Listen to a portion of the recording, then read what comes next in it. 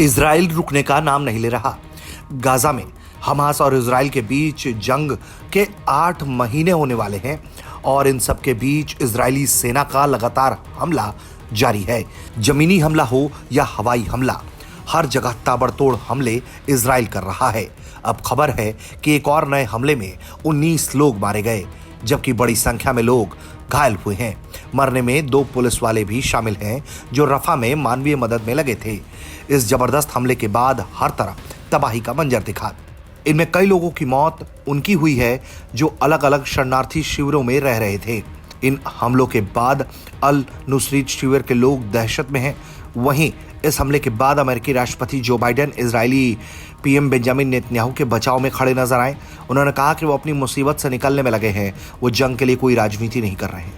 दूसरी तरफ गाजा में सीज फायर को लेकर लगातार कोशिशें जारी हैं, लेकिन कोई हल निकलता नहीं दिख रहा, क्योंकि लगातार इजराइल का कहना है कि जब तक वो हमास को जड़ से उखाड़ नहीं देता, वो तब तक अपने इस अभियान को नहीं रोकने वाला। दुनिया की तमाम शक्तियां इस वक्त इस बात पर लगी हैं कि इजराइल को कम से कम सीज फायर के लिए मनाया जा सके, लेकिन इजराइल इसके लिए राजी होता हुआ दिखाई नहीं देता।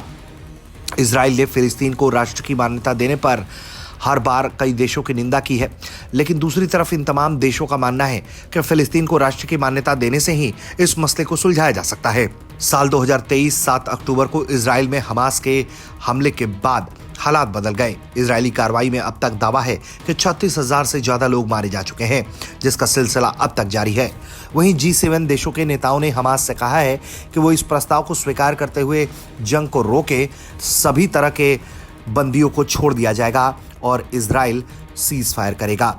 लेकिन लगता है कि इजराइल का मन अभी भी भरा नहीं है, वो हमास को खत्म करके ही अपना अभियान रोकने के मूड में है।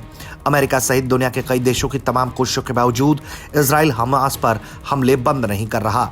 इजराइल के पीएम का कहना है कि उनकी सेना हमास को खत्म किए बिना गजा से वापस नहीं आने वाली।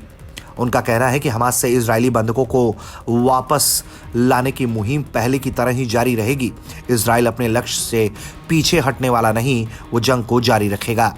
मतलब एक तरह से ये साफ मन इजराइल का नजर आ रहा है कि वो हमले किसी भी कीमत पे रोकने वाला नहीं है। इस वक्त गजा का ज़्यादातर हिस्सा मलबे में तब्दील हो चुका है। अब तो रफा बॉर्डर पर जो इजिप्ट से लगता है, वहाँ भी भीषण तबाही, बमबारी, हमले जारी हैं।